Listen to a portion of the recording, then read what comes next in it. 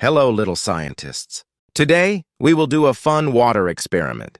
We will test different materials and ask, what melts in water? We have salt, sugar, sand, pepper, and cotton. Let's look carefully, make predictions, and find out together. Before we start, let's make a prediction. What do you think will melt in water? Look at the materials, salt, sugar, sand, pepper, and cotton. You can say, I think salt will melt. I think sand will not melt. Great scientists always make a prediction before an experiment. Now, let's check our materials. We need water, cups, a spoon, salt, sugar, sand, pepper, cotton, and a worksheet. We will put one material into water at a time.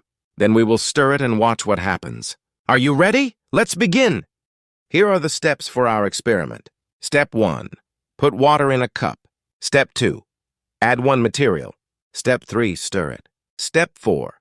Watch carefully. Step 5. Write the result. Does it melt or does it not melt? Let's observe like real scientists. Now let's check our results. Salt disappeared in water. It melts. Sugar disappeared slowly. It melts too. Sand stayed at the bottom. It does not melt. Pepper floated on top. It does not melt. Cotton got wet, but it did not melt. So some things melt in water and some things do not. Let's talk about what we learned. Salt and sugar melt in water. Sand and pepper do not melt in water.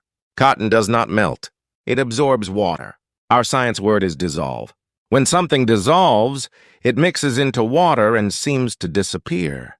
Now tell me, what melted? What did not melt? Next time we will learn. Why is ocean water salty? Great job, little scientists. Thanks for exploring with us today. We learned that salt and sugar dissolve in water, but sand, pepper, and cotton do not. See you in the next flow. Don't forget to like and subscribe. Go with the flow!